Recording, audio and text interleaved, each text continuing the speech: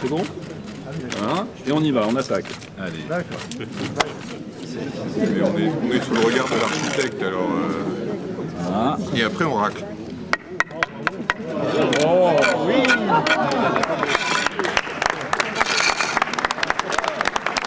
La culture a un rôle de transmission, de découverte, de permettre la compréhension du monde. La culture donne du lien social. Et j'ai toujours eu la conviction, étant investi de missions publiques, qu'il fallait le plus possible développer cet accès à la culture pour tous, compte tenu du rôle que la culture joue dans une collectivité. Nous avions donc des projets, nous avions un large calendrier de manifestations déjà à travers tous les festivals que nous avions créés. Nous avions une équipe capable de faire tourner tout cela avec toutes les compétences. En face, un public qui s'accroît et qui est en permanence en demande de manifestations culturelles, d'échanges, de rencontres et de découvertes. Et nous avions un lieu pour partager et vivre l'ensemble de nos projets culturels, un lieu qui est intimement lié à l'histoire de nos villes, qui va désormais connaître une nouvelle vocation. Et je remercie la congrégation des Sœurs franciscaines, au premier rang de Sœur Saint-Paul, d'avoir accepté que nous puissions procéder à cette transformation. Ce lieu jouera un rôle fondamental pour l'ensemble des publics, dans la mesure où tout le monde aura accès à la culture, car nous allons nous y employer.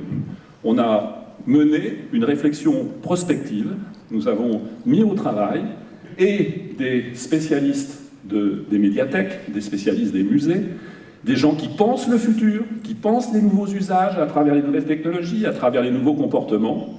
Nous voulions un lieu de vie culturelle permanente et pour tous.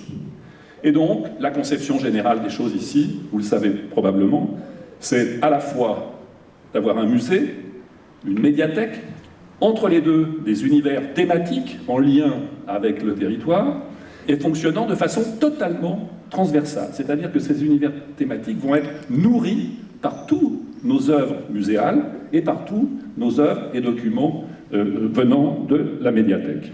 Et une très grande chapelle qui va nous permettre de mettre en place un auditorium de 230 places avec des gradins modulables, ce qui fait que ça pourra servir à la fois d'auditorium, mais aussi de salle d'exposition ou de salle de réception. Et il s'y passera des débats, des conférences, des projections, des spectacles.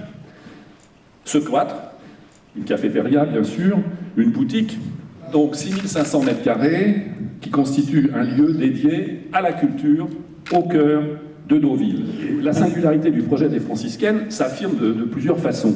Un positionnement culturel très novateur à travers cette fusion entre musée et médiathèque, et un lieu de vie culturelle entièrement digitalisé.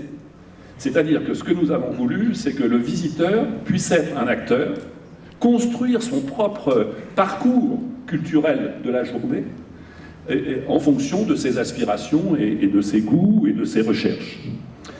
La création d'un département photographique très important et d'un espace permanent dédié à la photographie, et plus particulièrement à la photographie qui touche à l'identité des territoires et des portraits de ville.